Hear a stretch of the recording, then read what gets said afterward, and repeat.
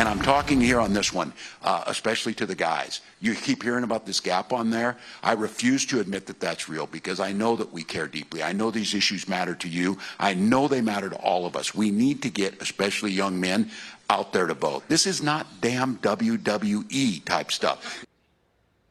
All right, so Vice President Harris's running mate, Tim Walz, making his pitch to the guys at the University of Wisconsin in Eau Claire yesterday. Our Fox News power rankings show that former President Trump is doing better among men now than he did in the 2020 election. He is up over 2020 by another 6 points.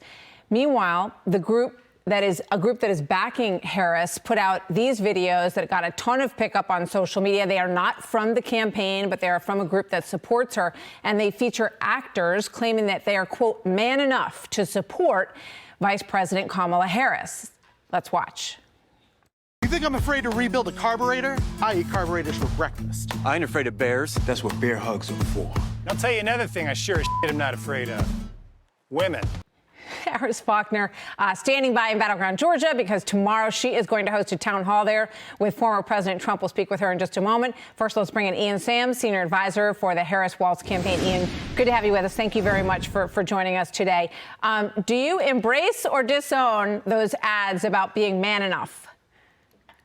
Well, thanks for having me, first of all. And, it's political silly season. So, of course, there's a lot of comedians and groups out there making videos that don't necessarily reflect the view of the campaign. I'd say with Vice President Harris, she's trying to earn men's support across this country in the same way she's trying to earn women's support across this country, which is through ideas that actually help their lives, whether that's bringing tax cuts to 100 million middle-class people or making sure that small businesses, men out there who want to start a small business, well, let's, can get a tax because Tim Walz brought it up, Ian, I want to ask you. So these are the things that she's running to make sure that she appeals based on ideas instead of things like that. But you hear Tim Walz reaching out to men and saying, I don't believe that there is this gender gap. And you see where she's going to talk to voters over the coming days. And she is reaching out to that male voter. So why do you think she has lost 6 points since 2020 with male voters? Why do you think that is? What's behind that?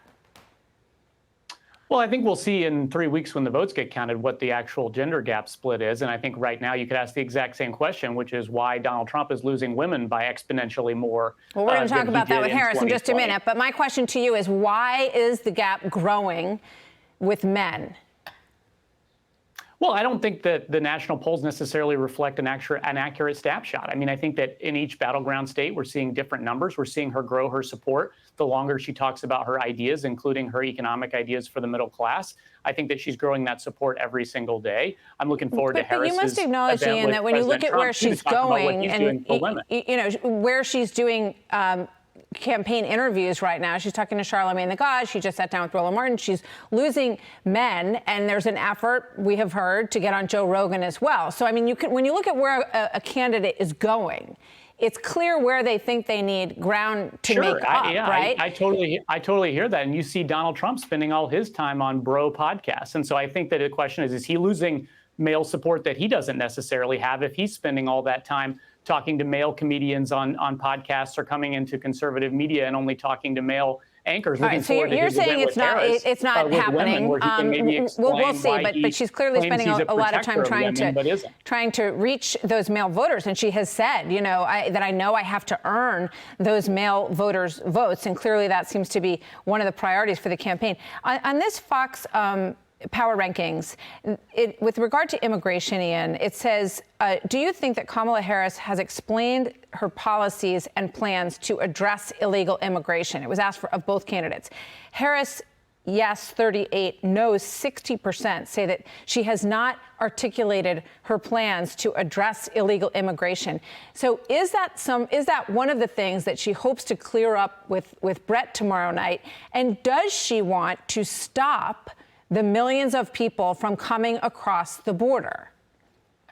Well, I hope that tomorrow President Trump, who I know watches Fox a lot, does watch her interview with Bret Baier and gets to talk about the border security plan that she's proposing, which is unfortunately the border security plan that President Trump killed.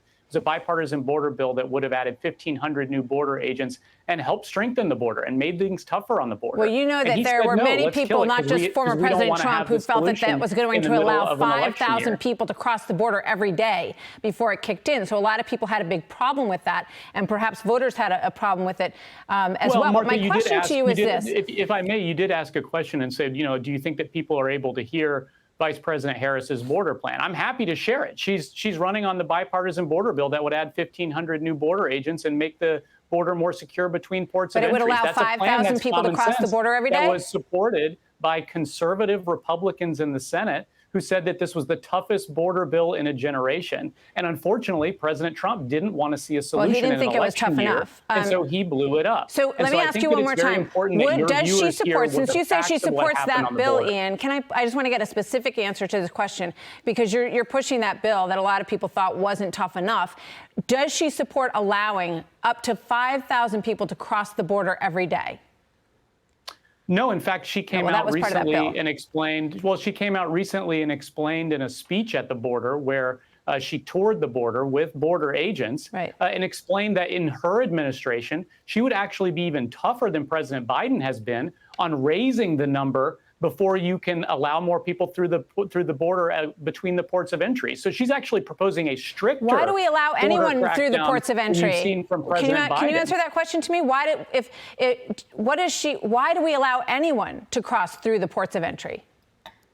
Well, I think that you've seen from this action that's been taken over the last 6 months, dramatic reductions in crossings, undocumented crossings. All those things could have happened a long time ago. And I think that that's the kind of thing that we want to continue doing, which is bringing down illegal border crossings. And in fact, that is exactly what her plan would do. And unfortunately, President Trump blew it up because he wanted to run on the problem. And can I make one point about men? Because I think you raised something. I think that if you're a man, you're not afraid to put out your medical records. If Donald Trump was a real man, he'd put out his medical records. And so I think he shouldn't be afraid to show the country his health and mental and physical fitness before this election. It's something we've been talking about for the last few days. And if he's watching, I hope he understands the importance of telling the American people whether you're up to the job by showing your health information and showing whether you can be fit. Well, maybe Harris will ask him about it. We haven't heard that being a major issue from voters.